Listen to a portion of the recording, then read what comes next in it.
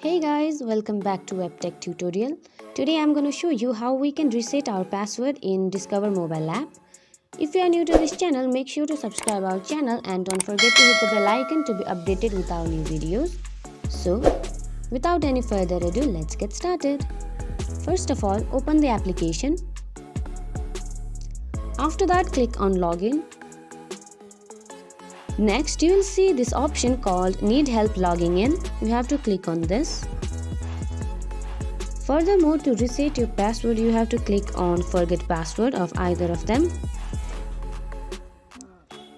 After this, for your logging assistance, Discover will ask for your personal security information to verify.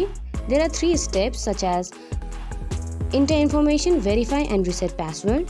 First of all, you have to enter your information. After that, click on continue, and after verification you can reset your password.